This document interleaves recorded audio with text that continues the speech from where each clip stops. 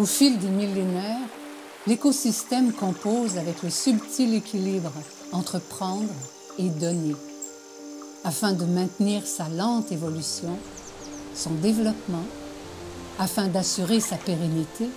Notre grande communauté d'êtres vivants demeure en constante interrelation d'échange et d'interdépendance.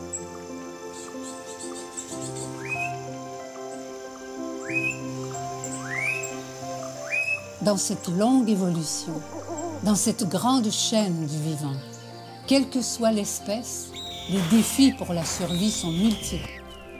Et la lutte, même si elle est violente, demeure naturelle. Avec l'arrivée de l'humain, le dernier maillon de la chaîne, les défis pour cette survie se multiplient et fragilisent le grand équilibre. L'immensité du territoire se resserre. À un rythme effréné, il s'amenuise. Le dernier maillon prend possession du territoire.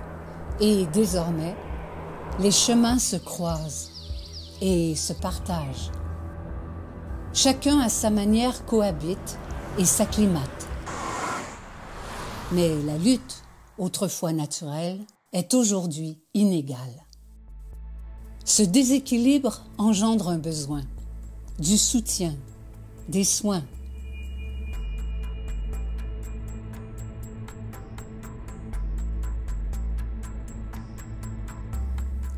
Mais qui s'en occupe?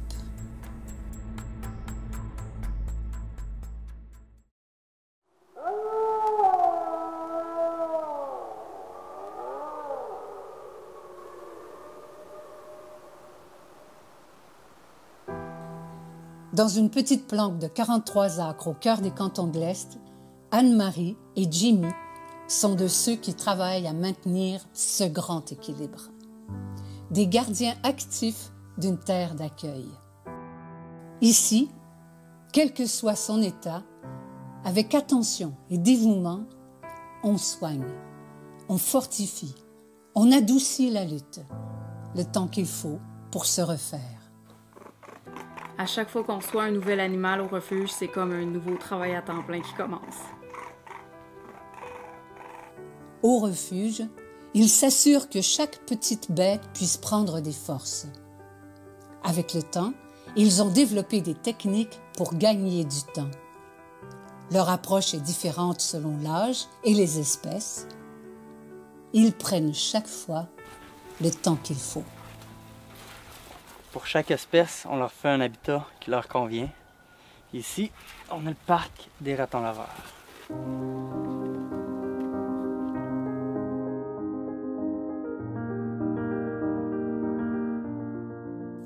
Pour les loups, les chevreuils et les renards, par exemple, qui ont besoin de plus grands espaces, ils doivent construire de grands enclos. Heureusement qu'ils ont un coup de main. Tout seuls, Anne-Marie et Jimmy n'y arriveraient pas. D'autant plus que d'année en année, ils reçoivent de plus en plus d'animaux. Mais c'est leur choix et ils ne se voient pas faire autrement.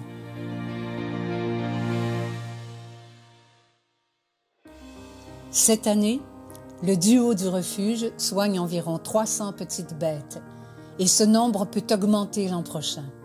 Leur porte est grande ouverte à toutes les formes d'aide. Ça me fait vraiment chaud au cœur quand les commerçants du coin nous encouragent en nous donnant de la nourriture pour les animaux. Mais je me demande souvent si ça va être suffisant.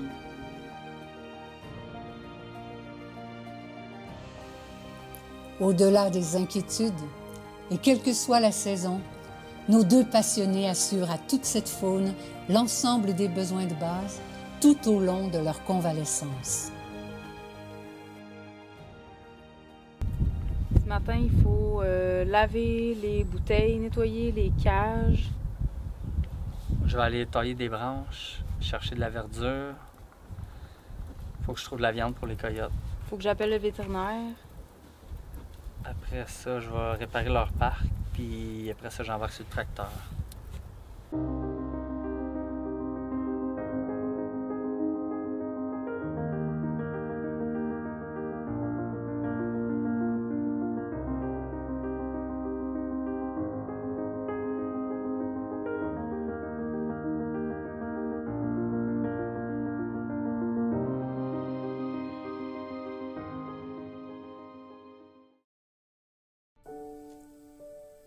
Après le choc, la peur, le stress, l'Obadanaki devient pour eux un lieu sûr, un havre, un repère de transition.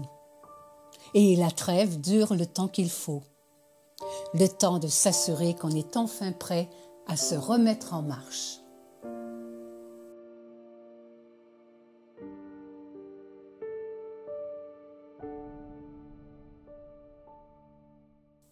Un travail colossal pour un bonheur immense.